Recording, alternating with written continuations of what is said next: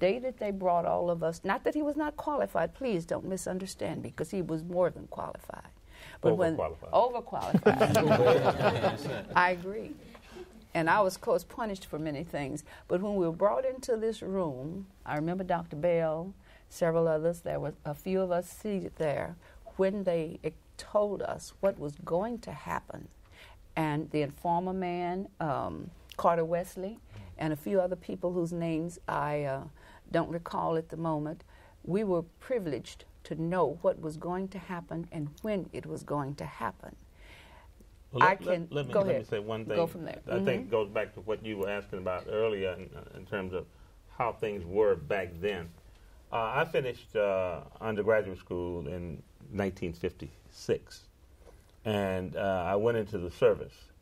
And I went from Houston, Texas, into the United States Army, and from a completely segregated society into a completely integrated one. And that was culture shock. To leave Houston, Texas, where 99 and 9/10% of the people I dealt with were black, and arrive at Fort Bliss and be put into a barracks with my next bunkmate was white, maybe Hispanic over on this side, a couple of blacks around there. And to be in that I was in that environment for 2 years. But interestingly, for me, I was still in the South. And if you walked off the base, you were hit in the face again with segregation. Mm-hmm. And that was a dichotomy that really influenced me, because I said, well, these are guys I know, these are my friends, and if we go to the PX, we can drink beer together, but we can't go downtown in Fayetteville, North Carolina. We'd be arrested. Yeah. And so I lived that every day, and I think that was shaping me to want to participate in dismantling this hideous system of segregation that we all suffered. And that was in the 50s on into the 60s, and that's what it was like for me, being in both of those worlds. Okay, no, Chair, I had promised you. You're next. When you talk about how do you feel, about those deep feelings, until this day, my baby was buried in 1968. And I chose a cemetery that I wanted my baby to be buried in. And all of these arrangements was made by telephone. And the day of my child's funeral, they found out I was black. And I had a few hours to have another hole dug in another cemetery. Until this day, that is something that I have not yet made peace with, that I couldn't bury my child where I wanted my child to be buried. And on some level, we can say that kind of sort of, we didn't know it was going on, it was just the way things are. But in schools, when you get a textbook and you look in this textbook, and there are about 5 or 6 names in this textbook, and none of them belong to you, and those books are old and sometimes a little torn, a little raggedy. You know that you are getting books that white kids had already used for years that make you feel something. And that something is very deep. I think that it's also, for me, when I really sit and think about this now and really talk about it, it was about Jim Crow laws and deep segregation.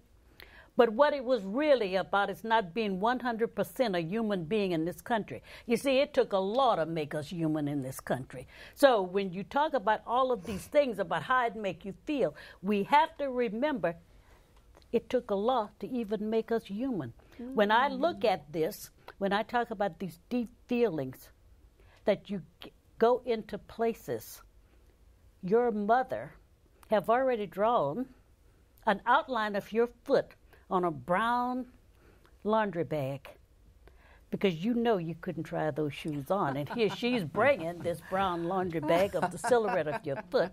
And the same thing with your whole body image. Something is going on that reinforces over and over and over again what you have lived daily. And it takes a lot of strength. It takes a lot of praying. It takes a lot of everything in order to come into your own as I am somebody. Even though all of these things happen, I am still somebody. And that's the shoes that I walk in. That's the shoes I want every child to walk in. I am somebody. Because that type of stuff living under that type of colonialism, under that type of apartheid, that in itself can destroy and have destroyed a lot of human beings. And it really doesn't matter what the oppressed group look like. They could be black, they could be Jewish, they could be Middle Eastern, they could be Latino. It doesn't matter. Those things are still happening. All right, over to Dr. Tillery. Have been destroyed in the city. I agree with what everyone said. I just want to point out that segregation was designed to dehumanize people from cradle to grave. Right. But the civil rights movement, its basic goal was to demand equal access to the social, economic, political, legal, and educational resources that white people had.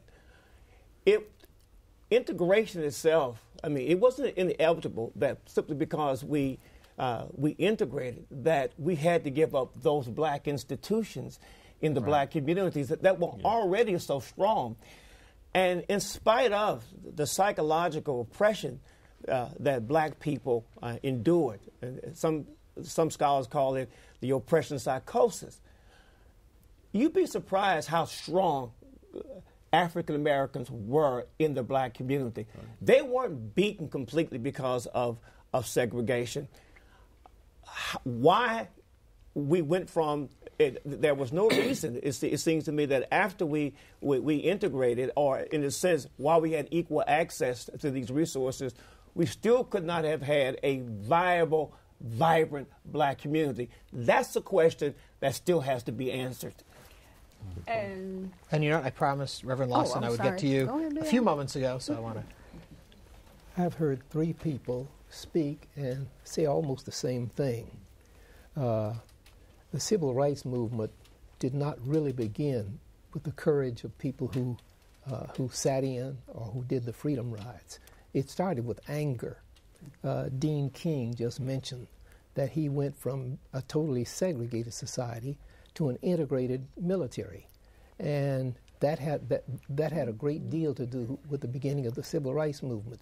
As you've mentioned, you can go all the way back to abolitionism, but in World War II, when these men and women got into the military and recognized that they had, as the professor has mentioned, access, and when they came out, they were then thrust back into segregation, and they came back so angry that anger of the period after 1946 had a great deal to do with it, and it was building. My wife and I came to town on August 28, 1955, and the reason that I can remember the date so well was because it was on that day that they found the body of a young fellow named Emmett Till in Mississippi.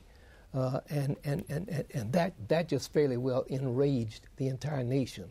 So at that time, I think that we started having serious feelings about it. 6 months later, Rosa Parks refused to give up her seat. And that was the start of the modern civil rights movement.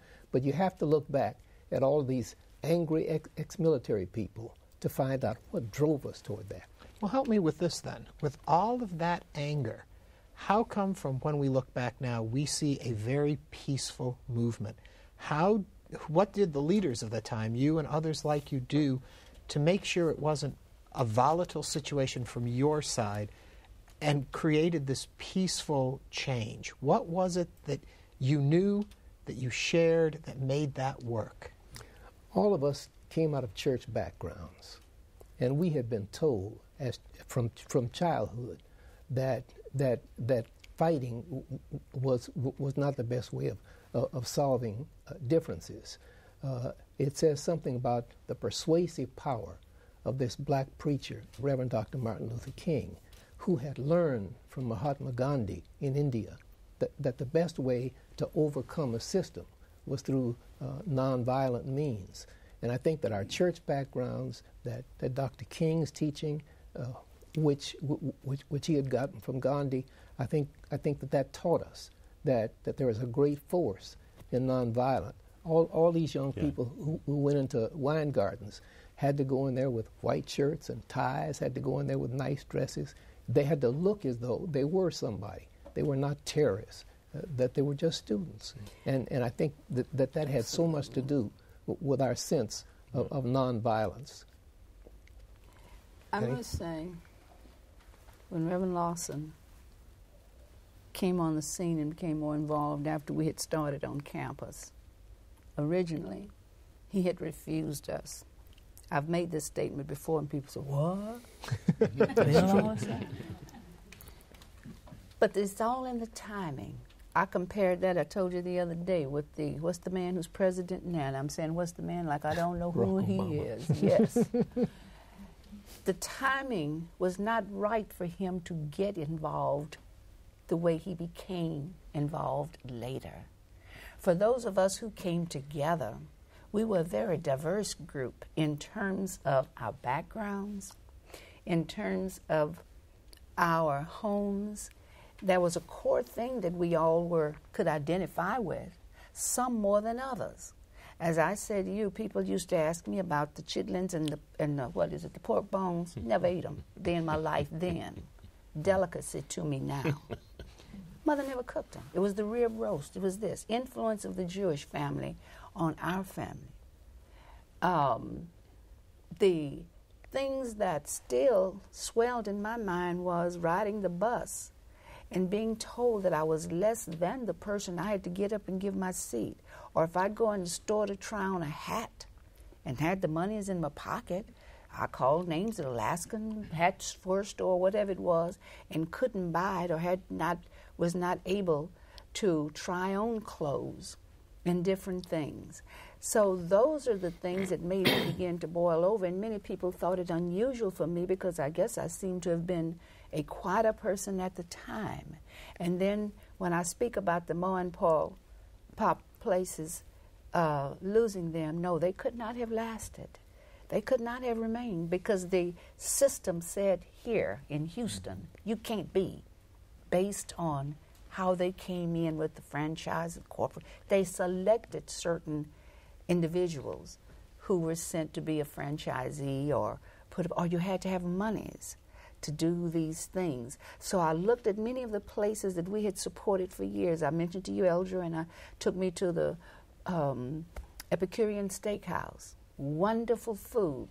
The people who used to operate some of our business were people who had worked in the homes or this was a second job for them. Let me ask this. Let me move this whole conversation a little bit forward and say, and I don't mean to whitewash what happened during the Civil Rights Movement. There was a lot of violence and a lot of people were harmed and killed and a lot of blood was spilled. When we talk about it in such a neat setting, I think people forget all of the pain that actually went with it. But we move past that now. So now we're into the 70s, and we're looking back at all the sacrifices you made, and you see what's going on in the city, in the different communities. Reactions at that point. Let me start with you, Cherry. It's very interesting because we are sitting right now very near, if not on, land that at one time was part of the Jewish community, a community that Jewish people built. And it was very interesting. That was in probably around the 50s when the first African American bought land or bought a house in this neighborhood, and how that house later on was bombed. And so that's something that we have to think about, that all of this history that went even before the 60s, you see. When I arrived in 1961 into this neighborhood, and from 1961 probably until about late 60s, it was a very thriving community. And what happened, it changed hands. It went from a Jewish community to a primarily African-American community. Mm-hmm. So I had the opportunity to experience upward mobility within the African-American community of patronizing businesses and banks and hotels and all of those other things. So the question was put out there, no, integration didn't force us to lose our businesses. What happened is it's a mindset that water is always colder on the Yes, sir. other side. Yes, ma'am. When you spend your life window shopping, never able to go into those places, and now we can. And so now we running all across everywhere else, abandoning this neighborhood. And for the longest time, this neighborhood went almost into ruins because we ran to the other side. Because, see, that's where the water is colder. And so when we look at that, when we look at this whole mindset, what is it? And I want to go back to even comment. There's so much that we know about people of European descent because we worked for them. We knew almost everything there was to know about them because if I'm going to clean your house, cook your food, wash your clothes, take care of your children, I'd have to be mighty uneducated not to know something about you. The thing of it is, that's one of the things that we learned and we learned well. You see, we know when to shuffle. You see, we know, when we should bow our head. See, we know these things. So when I look at this, and it's very interesting how we abandoned all of this, and it's very understandable because that water, the mindset is always cold. Let me go over, hold on, for 1 second. Let me go over to Derek Muhammad. It was a system in place that created that to happen more in this city. Excuse me. Hold on. Continue. Over I'm to sorry. Yes. If I may go to your previous question to address your current question. Okay. You asked the question about the pain and how did it feel back then, and bringing us up to the present. I would like to humbly submit that that pain continues. Whereas I was not born in the 60s, so I did not witness our elderly being attacked by dogs and being hit with water hoses and things of that nature. But I did witness the beating of Brother Chad Holly just last year in 2010. I did witness the injustice in the Jena 6. I did witness the dragging of a young man in Paris, Texas about 2 years ago. So the pain that you asked about that took place in 61 in the 1960s, I humbly submit that that pain continues. So when you look at the civil rights movement represents a very special period in our history that must be taught to our children. However, I don't think it's wise for us to try to reduplicate it. It cannot be reduplicated. But if we study the unity that we had during segregation and we begin to apply the same kind of unity here in 2011, then what happened in the 1960s would not be so far-fetched from the understanding. Like, we have to make this thing real for our children. When we look at Dr. King's study of Mahatma Gandhi and nonviolence, well, we need to study that again. Because with all the violence that we've got going on in the black community, the black-on-black fratricide, we need to take those same tenets and begin to apply them internally. The same way we fought overt racism in the 60s, we have to fight covert racism today in 2011.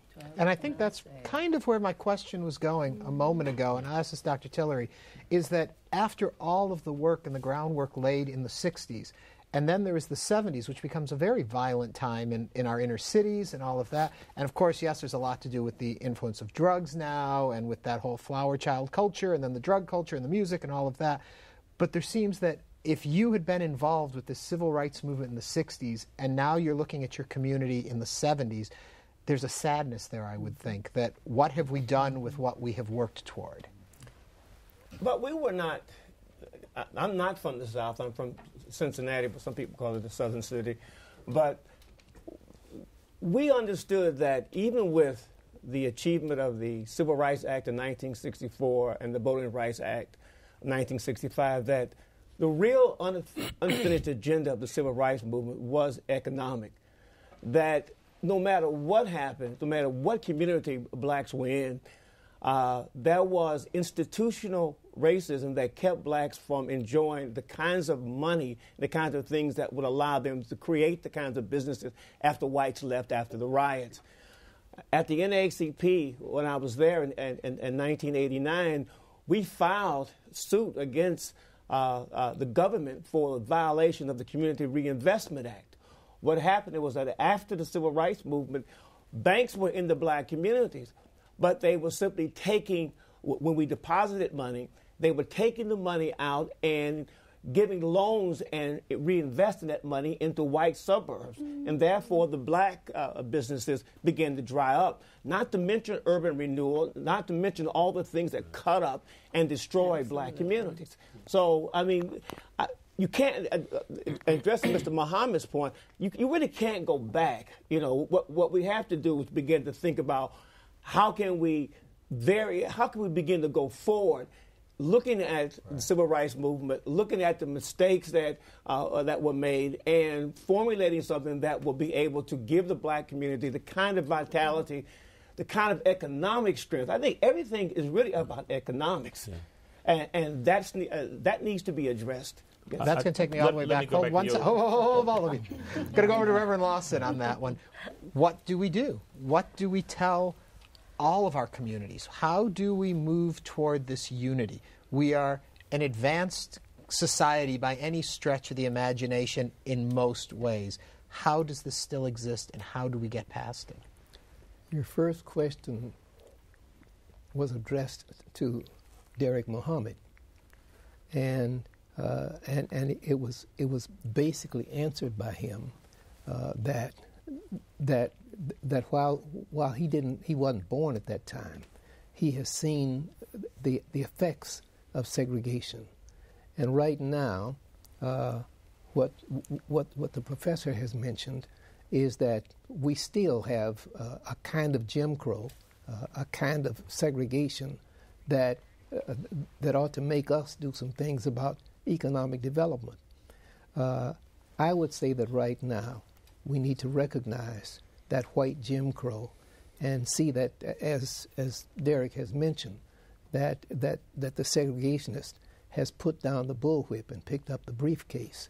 At the moment, if you look at Texas jails and prisons, yes, sir, they are jammed with minorities, yes, blacks and browns, relatively small percentages of Anglos. We fought over the last year to get to Houston a public defender, and we had to have one because the reason that there are so many blacks and browns in jail is not simply because they are thought of as being inferior, but they don't have enough money to hire a lawyer. And so there needed to be a public defender here. I think that we need to look at what is happening as we change the lines in Houston, so that there are some districts that are created, but this also means that there are some exclusion that is going to be for blacks.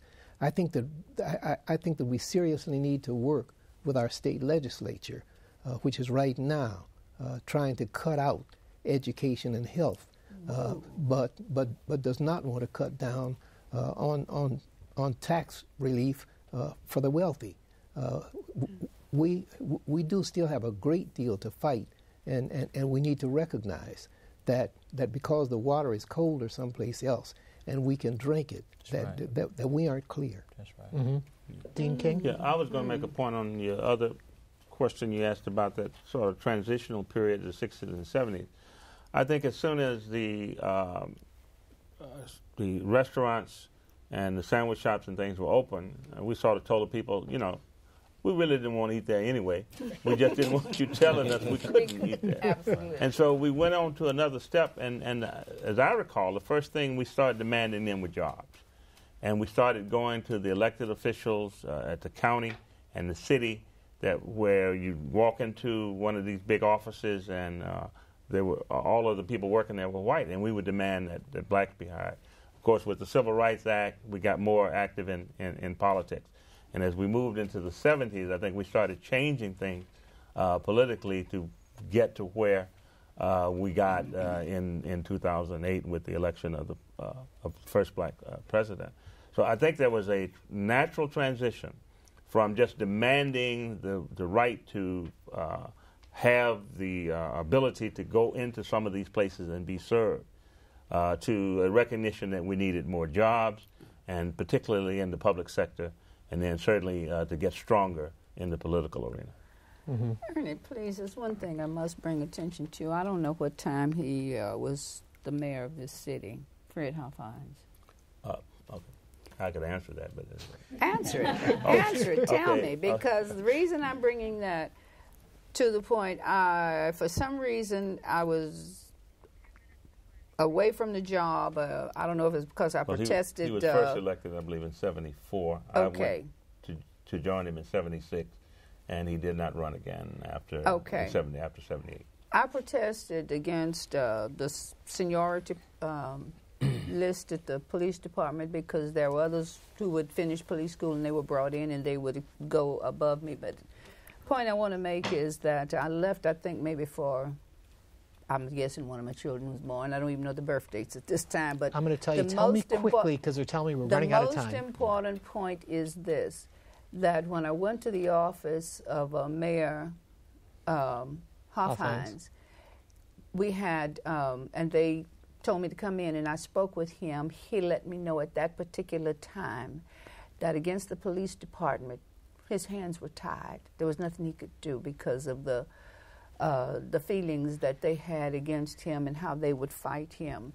So, and of course, politics was the word, was a thing at that time. So I bring that up to say that even if if there were those who were willing, then there were reasons why they couldn't not do a follow through. And okay, this in is the last fact. 30 seconds, I'm going to go to Cherry to take us home on this. Your work is all about ending this racism. What can we do? What can people start doing today, this very moment?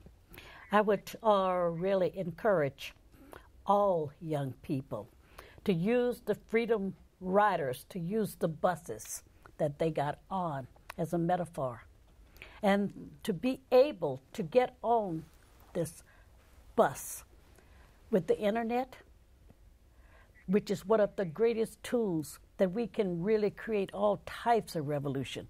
And you don't even have to leave your home. And I think there are still too many things that we need to get on the bus for. We need to get on the bus because of all of the hate and everything else against people that's Muslims. We need to get on the bus for Latinos and Latinas. I have to wrap you up right there. I am so sorry. We are out of time. So unfortunately, as I just mentioned, we are out of time, but don't let the conversation stop here. We hope that our work here tonight has inspired, touched, and better educated you about our city's involvement in the civil rights movement and our reaction to it. You can also add your thoughts, comments, feelings about tonight's discussion on our website at houstonpbs.org/ACO Race. If your school, group, or organization would like to use this program to help your own conversation get going, you can find out more about that also on our website. On behalf of all of our panelists and all of us here at Houston PBS, I'm Ernie Manouse. Thank you for watching.